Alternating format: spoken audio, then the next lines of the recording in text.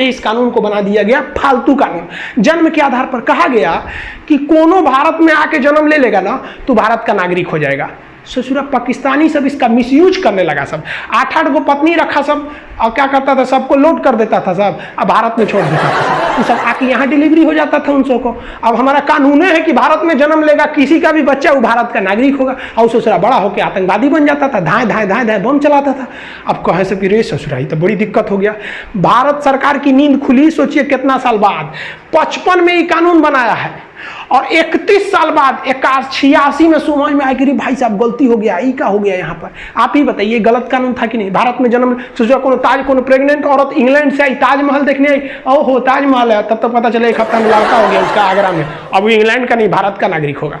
तो भाई इसमें पहले था कि किसी को भी दे दिया जाएगा, लेकिन सरकार अपनी गलतियों को समझी और धीरे धीरे ही सुधार आता है। हम लोग एक गुलाम थे, आज़ादी मिला तो क्या चाहते हैं, एक के बार आप आइंस्टीन बन जाइएगा। तो 1986 में हम लोगों ने एक नियम बना दिया। नियम ये बनाया कि जो बच्चा जन्म ले रहा है ना भारत में, उसकी माता या पिता में से कोई ना कोई एक कम से कम भारतीय रहना चाहिए, तभी हम उसको देंगे नागरिकता। नहीं तो अच्छा हुआ, मिसयूज थोड़ा कम हुआ इससे। मैच की पाकिस्तान आतंकवादियों को घुसा दिया इस एरिया में, धड़ यहाँ आतंकवादियों का पूरा घुस गया सब, इतना एरिया में आतंकवादी पूरा घुस गए थे सब। अब राजा हरि सिंह को लग गया कि अगर हम अपना देश बनाने के लिए चलेंगे ना तो मेरा परिवार भी नहीं बचेगा। तो भागे भागे आए नेहरू जी के पास, है नेहरू जी बचा लीजिए, हमको पाकिस्तान मार रहा है। तो नेहरू जी कहा हाँ एकदम बचा लेंगे हम। सरदार पटेल जी देखिए तो बचाइए इनको। तो सरदार पटेल कहे छोड़ दीजिए ओकरा, बड़का होशियार बनते थे, अलगे देश बनाएंगे, जो देश बना, हमरा कौन चीज घटल है कि हम तोरा बचाने आएंगे, काय लिए बचाएंगे। तो हरि सिंह ने कहा कि महाराज पटेल जी बचा लीजिए। तो सरदार पटेल ने कहा कि 21 शर्त पे बचेबो, पहले तुम साइन करो किस पर, एनेक्सेशन पर। तो उसने साइन किया इंस्ट्रूमेंटल ऑफ एक्सेशन, मतलब विलय पत्र पर साइन किया 26 अक्टूबर 1947 को कि हम अब भारत में मिल रहे हैं। तो सरदार पटेल ने कहा ई न होशियारी हुआ, अब हम सेना भेजते हैं।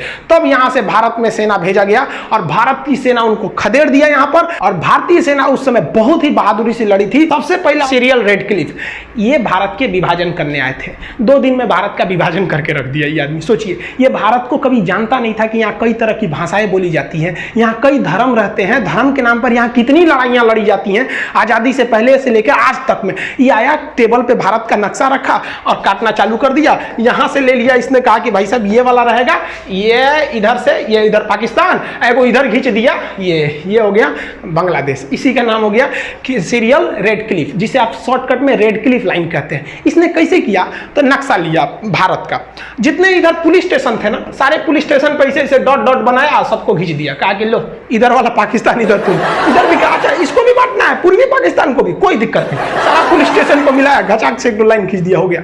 पता चला किसी का घर इंडिया में रह गया, खेत बांग्लादेश में चल गया, किसी का द्वारा इंडिया में है, आंगना चल गया बांग्लादेश में, अजब कांड करके चल गया। अरे भाई इनका अपना रहता तब ना समझ में आता, यही कांड हो गया। पाकिस्तान कीजिए यहाँ से ज्योग्राफी और जियोड से, लेकिन इसी जियोड शेप को अंदरवा घुस के पढ़िएगा, भोंक भांक के अंदर घुस जाइएगा, बकोट वकोट के अंदर, कि ससुरा ज्वालामुखी कहाँ से आ रहा है, भूकंप कहाँ से आ रहा है, इसके अंदरवा घुस जाइएगा ना, तो जियोड के अंदर घुस के अध्ययन को हम लोग जियोलॉजी कहते हैं, भूगर्भ विज्ञान, जियोलॉजी, यानी ज्योग्राफी और जियोलॉजी दोनों जियोड में है, एगो ऊपर पढ़िए एगो अंदर पढ़िए। जूलॉजी मत सोचिएगा, ये तो जूलॉजी जेड डबल होता है जूलॉजी वाला, ये तो डॉक्टर उधर पढ़ता है, इसमें भेड़ बकरी आदमी मानव ये सबको पढ़ा जाता है, बॉटनी में पेड़ पौधा को, तो जूलॉजी अलग है, जियोलॉजी होता है। तो पृथ्वी जियोड शेप का है।